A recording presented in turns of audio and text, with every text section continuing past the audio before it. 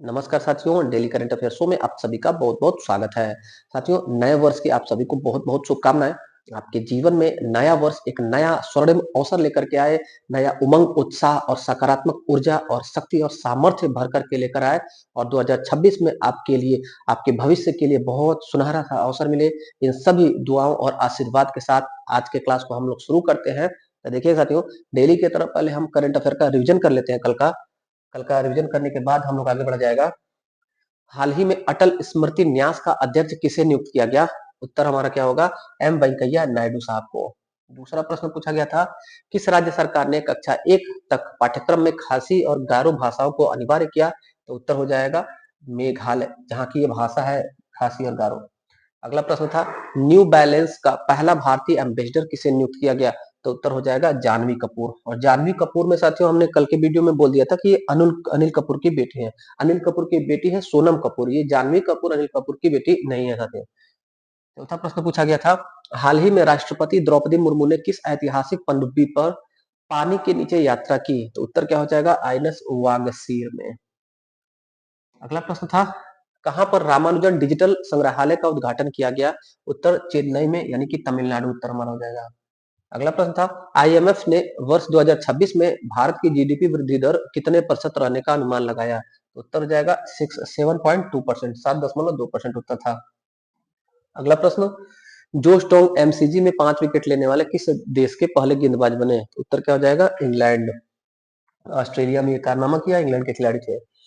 हाल ही में कौन भारत और ब्राजील के साथ ट्रॉपिकल फॉरेस्ट फॉरएवर फंड में शामिल हुआ? इंडोनेशिया देश, इंडोनेशिया। अगला, किस राज्य सरकार ने पार्वती अर्गा पक्षी अभ्यारण्य को पर्यावरण संवेदनशील घोषित किया, इको सेंसिटिव जोन घोषित किया? तो उत्तर प्रदेश के गोंडा में स्थित है पार्वती अर्गा, तो उत्तर प्रदेश सरकार ने डिक्लेयर किया।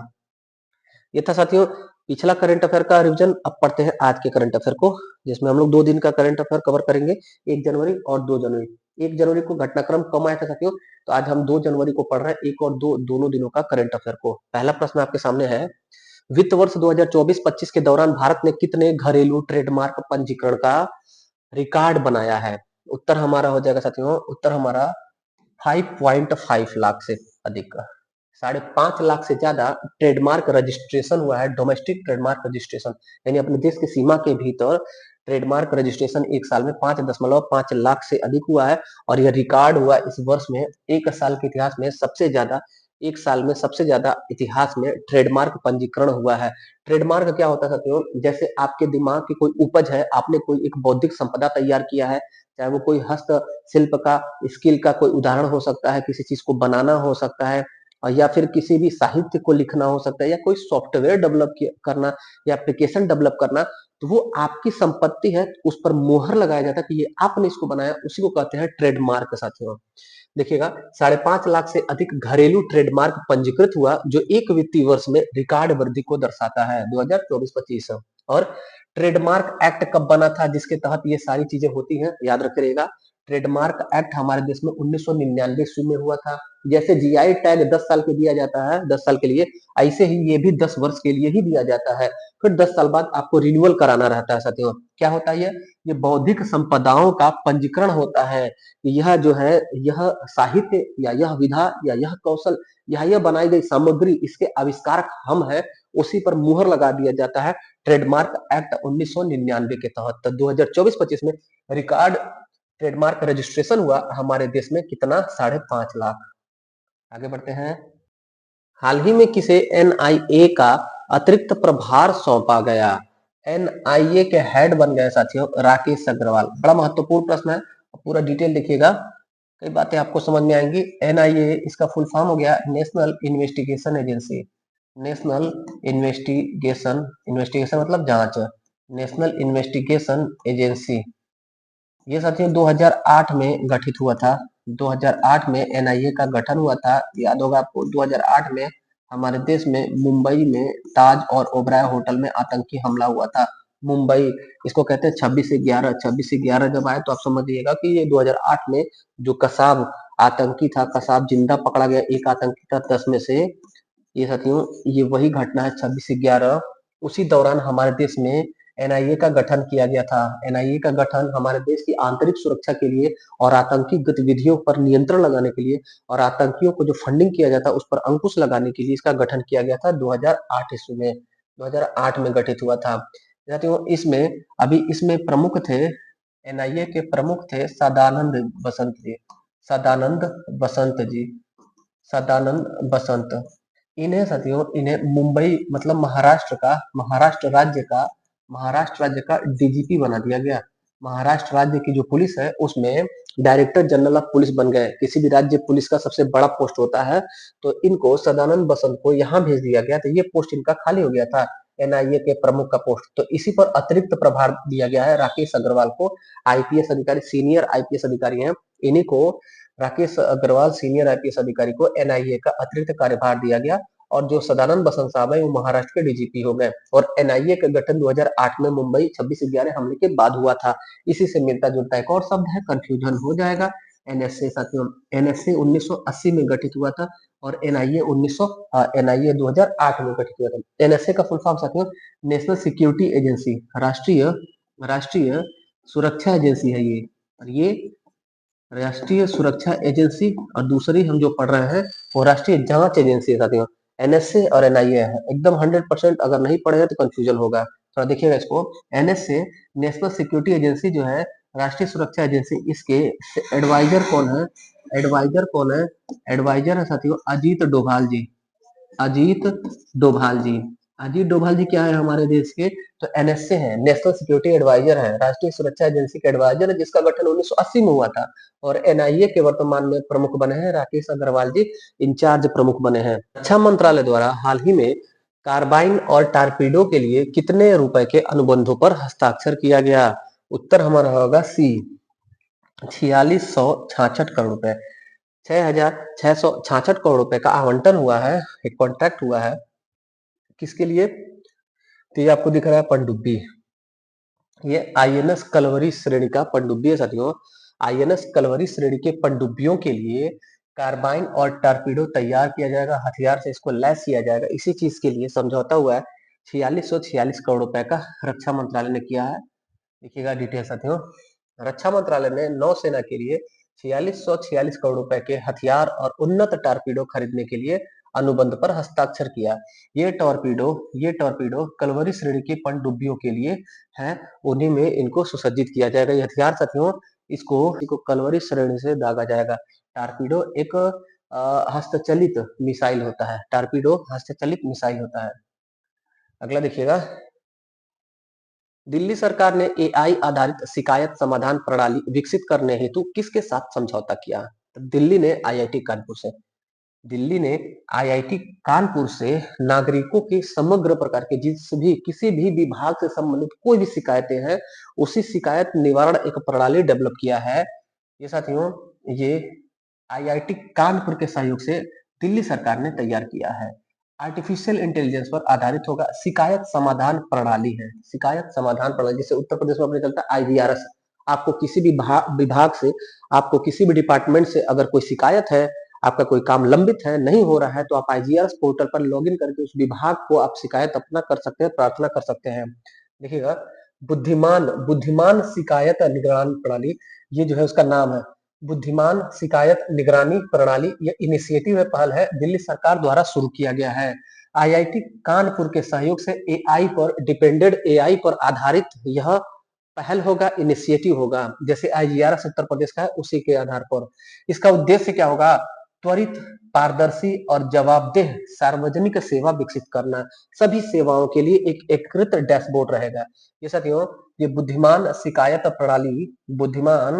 शिकायत निवारण प्रणाली एक पोर्टल रहेगा, पहल है, लेकिन उसमें एक पोर्टल रहेगा। उसी पोर्टल पर जाकर के आप अप्लाई करके दिल्ली के जो नागरिक हैं उनके लिए, बिजली विभाग, एजुकेशन डिपार्टमेंट, जितने भी डिपार्टमेंट होते हैं, उससे कोई शिकायत है तो उस पोर्टल पर आप जाकर के एआई की मदद से आप अपनी शिकायत कर सकते हैं और त्वरित समाधान पा सकते हैं। पारदर्शी रहेगा और जवाबदेह रहेगा ये। अगला देखिएगा, भारतीय कृत्रिम बुद्धिमत्ता अनुसंधान संगठन की स्थापना कहाँ की जाएगी? महत्वपूर्ण साथियों, अभी गुजरात के गांधीनगर में स्थित गिफ्ट सिटी, गुजरात के गांधीनगर में स्थित गिफ्ट सिटी है, यहीं पर हमारे भारत का पहला भारतीय कृत्रिम बुद्धिमत्ता अनुसंधान संगठन स्थापित होगा। भारतीय कृत्रिम बुद्धिमत्ता अनुसंधान संगठन की स्थापना गिफ्ट सिटी में होगा। गिफ्ट सिटी के बारे में बता दें आपको, हमारे भारत के गुजरात के अहमदाबाद शहर के पास में स्थित जो गांधीनगर उपनगर है, वहीं पर एक GIFT city international smart city develop किया गया है, जिसका फुल फॉर्म है गुजरात अंतरराष्ट्रीय Gujarat international financial tech city, Gujarat international financial tech tech city, ये इसका फुल फॉर्म है गिफ्ट सिटी का। यहीं पर साथियों गिफ्ट सिटी में ही भारतीय कृत्रिम बुद्धिमत्ता अनुसंधान संगठन की स्थापना की जाएगी। डिटेल देखिएगा। 2026 की शुरुआत में गुजरात के गांधीनगर में गिफ्ट सिटी में भारतीय कृत्रिम अनुसंधान संगठन की स्थापना की जाएगी। इसका उद्देश्य होगा सरकार, उद्योग और शिक्षा, ये तीनों के बीच समन्वय स्थापित करके कोऑर्डिनेशन से कृत्रिम बुद्धिमत्ता तंत्र विकसित करना, आर्टिफिशियल इंटेलिजेंस सिस्टम डेवलप करना, सरकार, उद्योग और शिक्षा के समन्वय से। कौन कर रहा है? गुजरात में हो रहा है। तो गुजरात का स्टडी कीजिए। गुजरात के मुख्यमंत्री हैं भूपेंद्र पटेल। और गिफ्ट सिटी के बारे में, गिफ्ट सिटी जिसकी हम बात किए अभी, गिफ्ट सिटी का full form Gujarat international finance tech city, जिसकी शुरुआत 2007 में की गई थी। और यह सिंगापुर शहर से प्रेरित है। सिंगापुर के ही तरह डिजाइन किया गया है गिफ्ट सिटी। और इसकी शुरुआत 10 अप्रैल 2015 को हो जाती है। 10 अप्रैल 2015 के बाद यहाँ पर वैश्विक इंटरनेशनल कई सारे हेड ऑफिस स्थापित होना शुरू हुए हैं, और अभी तक हो ही रहा है कुछ न कुछ नया और हाईटेक गुजरात के गिफ्ट सिटी में। अगला देखिएगा। वर्ष 2025 में भारत विश्व का चौथा सबसे बड़ा अर्थव्यवस्था वाला देश बना। इसने किस देश को पीछे छोड़ते हुए यह उपलब्धि हासिल की? यानी कि जो जीडीपी होता है साथियों, ग्रॉस डोमेस्टिक प्रोडक्ट होता है, उस मामले में, जीडीपी के मामले में हमारा भारत विश्व का चौथा सबसे बड़ा देश बन गया। इसने जापान को पीछे छोड़ दिया है। फर्स्ट पर है यूएसए, सेकेंड पर है चीन, और थर्ड पर था साथियों जापान, थर्ड पर जर्मनी है, थर्ड पर जर्मनी, और चौथे पे था जापान। इसी जापान को पीछे ढकेल के हमारा भारत चौथे पर हो गया है। जीडीपी के मामले में दुनिया का चौथा सबसे बड़ा जीडीपी के मामले में दुनिया का चौथा सबसे बड़ा अर्थव्यवस्था हमारे भारत का बन गया। एक नंबर पे यूएसए, दो नंबर पे चाइना, तीन नंबर पे जर्मनी, चौथे पे भारत हो गया। पांचवें पर अब जापान चला गया। जहां हमारा भारत था वहां जापान पहुंच गया। यह है जीडीपी के आधार पर, ग्रॉस डोमेस्टिक प्रोडक्ट के आधार पर। अगर यही पूछा जाए कि पीपीकी के आधार पर, ट्रिपल पी के आधार पर, परचेसिंग पावर पेरिटी, क्रय शक्ति क्षमता के आधार पर, तो इस मामले में हमारा भारत पहले से ही थर्ड स्थान पर है। पहले स्थान पर है चीन, दूसरे स्थान पर यूएसए, और तीसरे स्थान पर हमारा भारत है।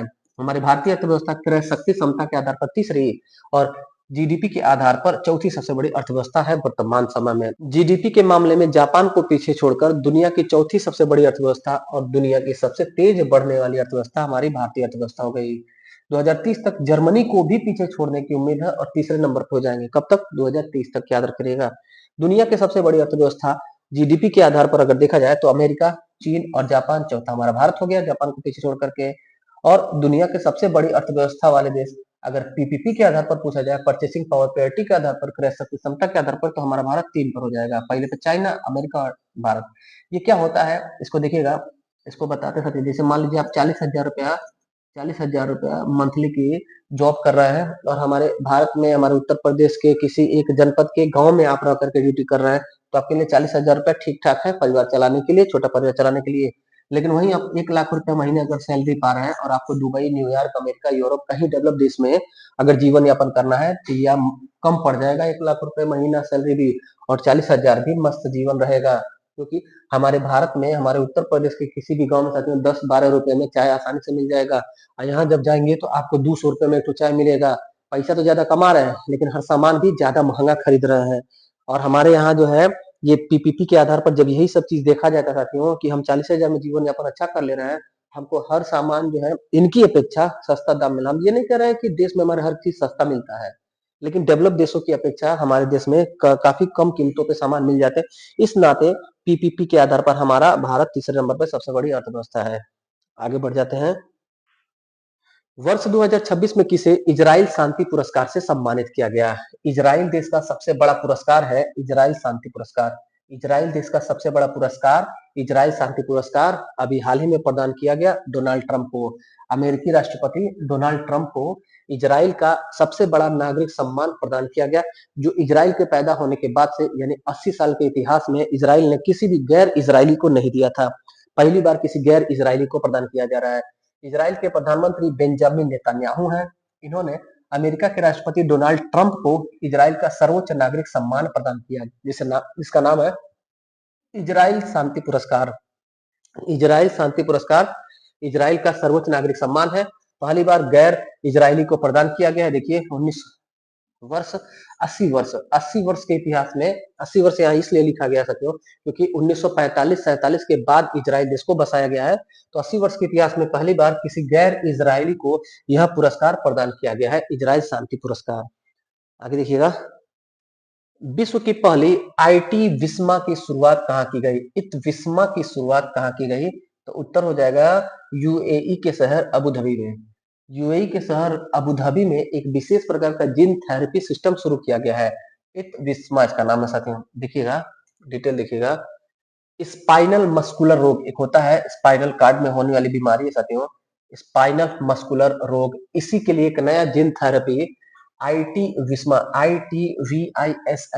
डेवलप किया गया। कहां पर? यूएई के अबू धाबी में। और Sheikh Khalida medical city Abu Dhabi में दुनिया में पहली बार इसे शुरू किया गया। और इसका निर्माण विकास किसने किया? तो नोवार्टिस कंपनी ने किया। बीमारी स्पाइनल मस्कुलर रोग, कंपनी किसने बनाया? नोवार्टिस कंपनी ने। देश कौन सा? यूएई। किस हॉस्पिटल में किया गया? तो शेख खलीदा हॉस्पिटल और अबू धाबी में। नाम क्या है इस थेरेपी का? आईटी विस्मा।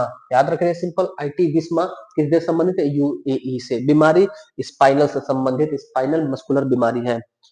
आगे बढ़ जाइएगा। भारतीय नौसेना का जहाज कौंडिन्य ने अपनी पहली समुद्री यात्रा गुजरात से शुरू की। यह किस देश के लिए रवाना हुआ? उत्तर हमारा हो जाएगा ओमान देश। ओमान देश जा रहा है घूमने टहलने, और पहली बार यह निकला हुआ है घूमने टहलने के लिए साथियों। भारतीय नौसेना का जहाज है, कौंडिन्य नाम है इसका। अपनी पहली समुद्री यात्रा गुजरात से शुरू किया है और पहुंचेगा ओमान में। डिटेल देखिएगा, बड़ा इंटरेस्टिंग जहाज है साथियों। कौंडिन्य स्वदेशी रूप से निर्मित कौंडिन्य स्वदेशी रूप से निर्मित पारंपरिक सिलाई वाला जहाज है, जो 29 दिसंबर 2025 को पोरबंदर, गुजरात के पोरबंदर बंदरगाह से मस्कट बंदरगाह के लिए रवाना हुआ। इस पोत का यह पहला विदेशी इंटरनेशनल यात्रा है, जिसका उद्देश्य प्राचीन पुराने समुद्री मार्ग का अनुसरण करना, पुराने समुद्री जो मार्ग है उन्हीं का अनुसरण करना। साथियों जैसे आप पुराने धारावाहिक सीरियल में देखे होंगे, मध्यकालीन जहाजों को जो कपड़ा से या धागा से सिला हुआ जहाज रहता था, वही है। तस्वीर यहाँ लगा दी है, देख लीजिएगा। साथियों ओमान के लिए रवाना हुआ हमारे भारत का सिला हुआ जहाज कौटिल्य। तो ओमान का स्टेट देखिए, ओमान की राजधानी है मस्कट, ओमान की मुद्रा है रियाल और ओमान के राजा सुल्तान हैथम बिन तारिक। अगला प्रश्न देखिएगा, 10वां प्रश्न और अंतिम प्रश्न साथियों। स्वदेशी सॉफ्टवेयर प्लेटफॉर्म पैंथजेनी का विकास किसने किया? महत्वपूर्ण पोर्टल ये भी है, पैंथजेनी। इस प्लेटफॉर्म पोर्टल का निर्माण किया गया है स्वदेशी तरीके से। किसने किया है? विज्ञान एवं प्रौद्योगिकी मंत्रालय ने शुरू किया, जिसमें मंत्री है साथियों, जितेंद्र सिंह जी। डिटेल देखिएगा, विज्ञान एवं प्रौद्योगिकी मंत्रालय ने औषधि खोज अनुसंधान के लिए स्वदेशी सॉफ्टवेयर प्लेटफॉर्म तैयार किया, पैथजेनी। कौन मंत्री हैं? विज्ञान एवं प्रौद्योगिकी मंत्री जितेंद्र सिंह साहब। मतलब ये एक पैथजेनी, आप जो है आप गूगल में जब डालेंगे पैथजेनी, तो एक पोर्टल खुल करके आएगा। उस पोर्टल में आपको दवाइयों से संबंधित कोई भी जानकारी आप पा सकते हैं, उसका कंपोजिशन, उसका कॉम्बिनेशन और उससे संबंधित रिसर्च भी आप उसमें कर सकते हैं। पैथजेनी किसके लिए है? औषधियों की खोज और अनुसंधान के लिए, और हमारे भारत का है, स्वदेशी पोर्टल है, स्वदेशी सॉफ्टवेयर प्लेटफॉर्म है। डेवलप किस मंत्रालय ने किया? ये खास बात है, विज्ञान एवं प्रौद्योगिकी मंत्रालय ने, जिसके मंत्री कौन है? जितेंद्र सिंह। तो ये था साथियों 1-2 जनवरी का करंट अफेयर। कैसा लगा आज का क्लास? फीडबैक जरूर दीजिएगा। कोई भी प्रश्न होगा तो कमेंट जरूर करिएगा। वीडियो पसंद आए तो वीडियो को लाइक करिए। बाकी मिलते हैं फिर अगली क्लास में, तब तक के लिए धन्यवाद। जय हिंद।